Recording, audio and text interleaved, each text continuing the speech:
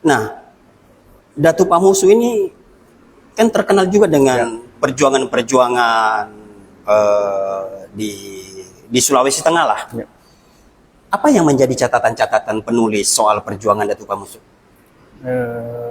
Kami pertama menemukan banyak manuskrip dan arsip Oke, perjuangan berdasarkan catatan-catatan yang ada oke, tahun 1957. oke, Beliau pernah mengikuti perang di Kayu Malue. oke, Itu kalau tidak salah 1888. oke. Kemudian setelah itu kemudian ada lagi perang di Dolo Iya, sendiri yang dikenal dengan istilah Kapapuno Baruga. Seterusnya perang Kulawi yang banyak catatan, Belanda juga mencatatnya. Kemudian perang Gunung Bale, oke, beliau juga berperang di sana. Kemudian masih banyak perang-perang lainnya yang Oke. kami catat terkait beliau. oke. Bung Yayan, apakah ada catatan penulis? Biasanya biasanya pejuang-pejuang kita itu ketika diketahui oleh Belanda melakukan perlawanan, itu kan biasanya ada diskusi-diskusi kecil, posisi tawar-menawar, dan paling ini bisa diasingkan. Ya, Apakah penulis juga mendapatkan catatan-catatan itu? ya. Kami menemukan koran, Koran? kemudian surat penangkapan Oh, itu semua alhamdulillah tercatat dengan baik. Kemudian dari situ tim melakukan penelusuran. iya. Yang saya ingin ceritakan mengapa kami menuliskan penting sebuah perjuangan. Dia selain perang dan lain, ada perjuangan yang memang membela tanah air dengan tanpa Iya, harus oke. perang. Oke. Dengan membela masyarakatnya. Sebenarnya status beliau pada waktu itu juga adalah seorang raja. Satu sisi dia raja, kemudian melakukan perlawanan Iya. dengan strategi melawan Belanda. Oke. Puncaknya itu di tahun 1917. Setelah beliau menerima Partai Serikat Islam masuk, dan beliau itu orang yang dilantik sebagai Presiden Serikat Islam cabang Dolo. Dolo kan luas pada waktu Oke, benar. Iya. dan beliau menerima itu. Presiden memerintahkan orang-orang untuk memburu beliau, dan beliau ditanya tentang prinsipnya bagaimana dia tetap memilih Syarikat Islam, hingga kemudian diasingkan dengan dikumpulkanlah banyak-banyak sudah dalih Belanda. Salah satunya dia dituduh dugaan mau membunuh kontrolir pada waktu itu. Jadi dikumpulkan fitnahan itu dikumpulkan. Sehingga akhirnya puncaknya itu ketika dia menerima Serikat Islam, Belanda akhirnya geram.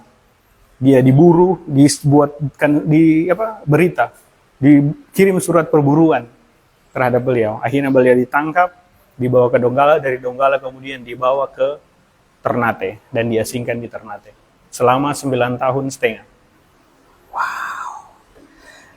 Jadi seorang pejuang Datu Pamusu ini juga mengalami perlakuan yang saya sebutkan tadi itu ya. Dicurigai, Banyak dan intimidasi seterusnya, dan lain-lain. kemudian diasingkan. Diasingkan. Ada enggak catatan kembali penulis di pengasingan itu Datu Pamusu melakukan apa di sana? Jadi hasil penelusuran lapangan kami di sana, kami menemukan pertama itu ada pelabuhan tempat beliau singgah berlabuh, namanya Pelabuhan Residen. Tidak jauh dari situ kita menemukan benteng Fort Orange, dan di situ adalah benteng Portugis yang kemudian pada periode berikutnya digunakan Belanda untuk menahan orang-orang tahanan-tahanan. Jadi beliau kemudian sempat ditransitkan di benteng itu, kemudian dilakukan kerja Belanda pada waktu itu, kerja paksa untuk para raja-raja itu disuruh untuk mengawas jalan. Di situ memang pembangunan. Dan itu memang hukuman dilakukan untuk para tawanan-tawanan politik Belanda. Di pengasingan ada istri, ada keluarga yang dia tinggalkan. Penulis menemukan catatan-catatan itu? Iya. Itu berdasarkan surat tahun 1949 yang dikirim oleh anaknya yang di Tobelo. Oke. Itu Taguno, Andi Taguno tadi. Beliau ini diasingkan tidak sendiri. Oh, Tapi beliau membawa anaknya pada waktu itu masih kecil. 1902 lahir Taguno, dia 1917 diasingkan, berarti umur 10. Taguno sekitar 14-15 Iya, oke, tahun. 14-15. Itu masih kecil dibawa bersama beliau untuk menemani di sana. Nah, ketika beliau balik kembali ke Palu pada tahun 1926-27, anak beliau tertinggal di sana. Andi Taguno. Kenapa tertinggal? Itu jadi jaminan Belanda. Beliau, anaknya dijadikan jaminan, beliau disuruh dibawa pulang. Wow. Kenapa? Dengan alasan kalau Hua atau Raja Datu Pamusu ini lagi melakukan, menurut Belanda itu organisasi terlarang. Oke. Serikat Islam melakukan gerakan-gerakan organisasi terlarang dalam versi Belanda itu. Ada Serikat Islam, Gerakan Merah Putih dan lain-lain. Anaknya itu jadi jaminan. Luar biasa siasat Luar biasa Belanda memang waktu siasat itu ya. Belanda.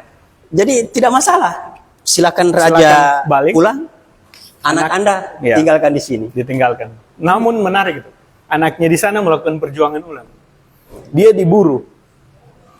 Di pengasingan, Di pengasingan anaknya. Andi Taguno tadi ini melakukan perlawanan. Iya, dia justru hasil penelusuran terakhir kami, dia itu diduga melarikan diri dari pokoknya dia Oke, lari sudah iya. dari kekangan Belanda. Oke.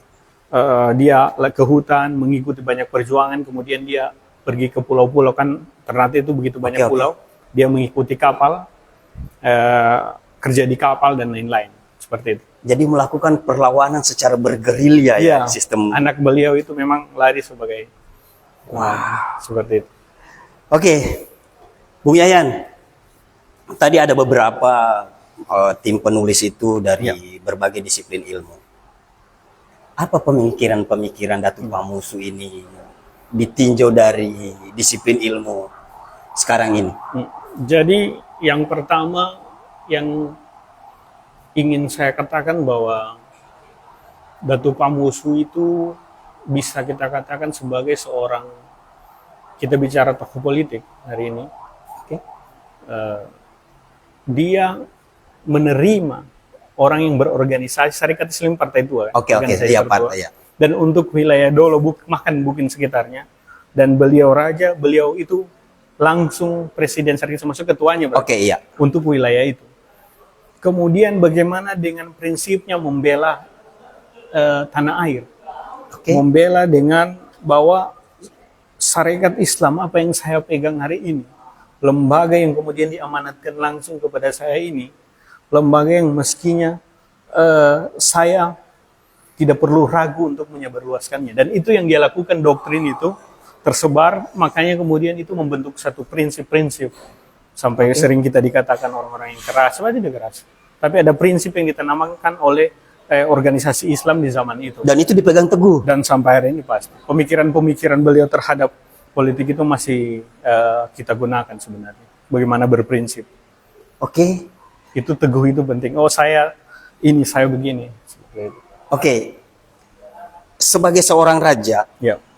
kemudian memiliki beberapa istri, prinsip selain politik, Ya. perjuangan, apakah tim penulis menemukan prinsip yang dia berlakukan di keluarganya? Di pertama dia juga, kemudian terakhir hingga akhir hayat terlibat sebagai orang yang dituakan, yaitu yang diistilahkan sebagai Dewan Hadat, lembaga adat atau lainnya, dengan penyebutan struktural yang tingkatan-tingkatan berbeda. Jadi beliau itu bagaimana menegakkan etika, norma kaili yang sesungguhnya. Adat istiadat itu. Dan beliau membawa itu, dan sampai hari ini masih kita gunakan. Salah satu yang menurut saya menarik itu adalah ketika di akhir hayatnya beliau memegang teguh, ada satu cerita yang unik sebenarnya. Yang kemudian bagaimana pergi, ada dalam bahasa Kaili Nutumunaka, mengundang orang dengan lisan. Maaf, saya potong. Ya. Istilahnya apa? Noto Munaka. Noto Tomunaka. Noto Munaka. Oke. Atau mengundang orang, itu kan masih sering terjadi dengan Oke, kita, iya. membawa rokok dan Oke, lain-lain. oke. Nah, itu ketika beliau melihat kerah baju itu tidak lurus atau apa, topi Oke. miring dan lain-lain. Iya. Di dalam cerita orang tua itu beliau mungkin memukul dengan caranya kan, Oke. bahwa jadi orang kaget. Itu cara beliau kemudian menegur bahwa oh ternyata memang pentingnya untuk menggunakan atau apa namanya mungkin itu, dan itu sudah hilang menurut saya hari ini. Di kita mungkin kelahiran 80 90 Iya, iya. itu masih merasakan memang bagaimana teto tua pakai belo mosongko, artinya itu begitu orang tua pakai topi, kasih baik, kerah baju, pakai celana panjang atau tidak pakai sarung. Nah itu bisa kita lihat hari ini memang sudah tidak ada. Sudah jarang itu. Dan itu beliau betul-betul melakukan di zaman itu. Di era itu bagaimana melatih kita untuk etika norma, untuk bertemu dengan orang tua, bertemu dengan para pembesar, dan ini masih kita lakukan ya. Protokoler yang kita harus bertemu dengan ini. Masa bertemu dengan orang tua kita sendiri atau keluarga kita sendiri tidak rapi, tidak dengan cara yang baik. Dan beliau mengajarkan itu dengan kita.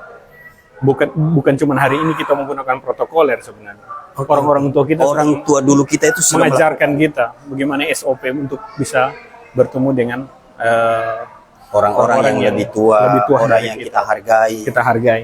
Jadi itu menurut saya yang memang kami kenapa mesti harus muat itu di dalam buku. Begitu banyak pemikiran-pemikiran beliau yang hari ini bisa kita lihat sebenarnya, terkhusus untuk wilayah Dolo. Oke.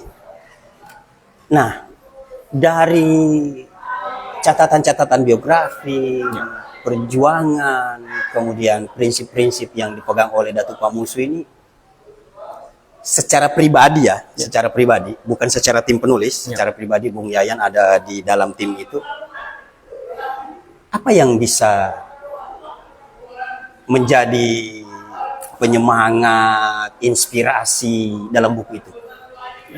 Kalau saya sih di bahagian yang ketika beliau diasingkan, Oke. saya mengambil satu memaknai sebenarnya di tahun itu jika beliau masih melakukan perlawanan masih bisa. Oke. Berapa lama perang dengan Belanda? Sudah fight, tapi tahu tidak bahwa ketika dia lagi melakukan lagi berapa banyak korban yang akan untuk melindungi masyarakatnya, dia sebagai seorang raja merelakan dirinya untuk diasingkan. Sebenarnya kalau mau melawan gampang sekali. Iya.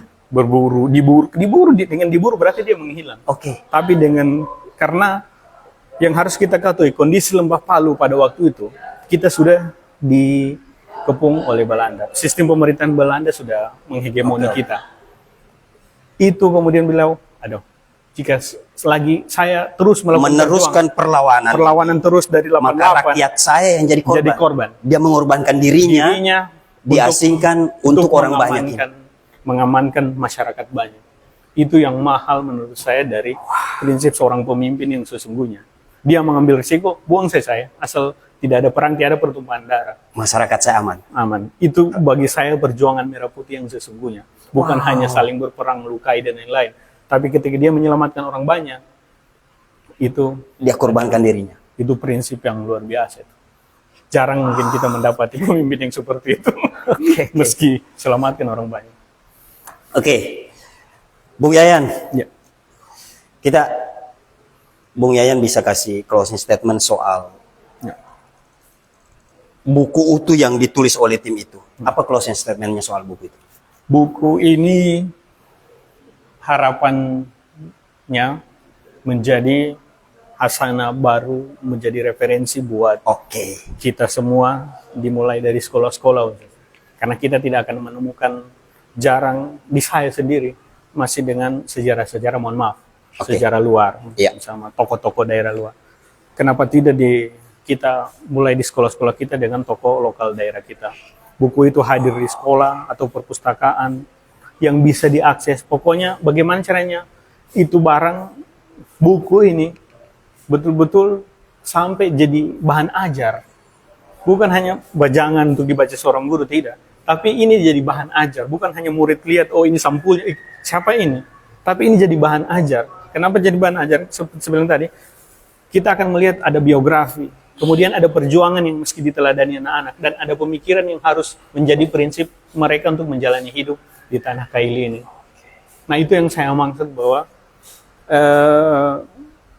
Datu Pamusu yang kemudian dibukukan ini bukan milik keluarga, bukan milik penulis, tapi itu milik kita semua dan milik generasi yang mesti harus kita apresiasi perjuangannya dan kita ikuti perjuangan yang ada di dalam buku. Dan di dalam buku ini nanti banyak yang menarik. Kami menambahkan beberapa bab juga tentang sistem pemerintahan kerajaan. Waktu itu ya, itu jarang yang kadang memang dituliskan di banyak penulisan khusus tokoh lokal. Paling dia sendiri dengan zaman periode. Iya. Kalau kami itu menarik sampai sistem pemerintahan sampai ke beliau. Seperti itu. Ini menarik ini. Kalau buku-buku tokoh lokal Iya. seperti ini itu bisa masuk di kurikulum muatan lokal. Iya, harusnya itu. Karena bagaimanapun kita tidak bisa seperti ini kalau tidak ada sejarah seperti Betul. itu, dan itu wajib diketahui. Ya. Ini jadi pekerjaan rumah bagi Dinas Pendidikan Ya. di Sulawesi Tengah, Dinas Pendidikan Kota Palu, bisa menjadi referensi untuk anak-anak kita ini bahwa ada lagi satu tokoh perjuangan, Datu Pamusu namanya itu, ada biografi di sana, bisa menjadi teladan lah. Ya. Karena apa prinsip tadi yang diberlakukan di keluarganya itu ini sangat relevan hari ini. Oke, Bung Yayan, saya mengucapkan terima kasih sudah hadir di podcast Media Suara Palu di momen Hari Arsip Nasional. Kita masih ada di Gedung Juang, dan seperti biasa podcast Media Suara Palu juga ada semacam iklan yang mau lewat. Siap. Kalau Bung Yayan mau bersuara, salah satu tempatnya itu podcast. Siap. Tapi kalau Bung Yayan mau didengar suaranya lebih jauh, lebih nyaring, podcastnya harus di Media Suara Palu.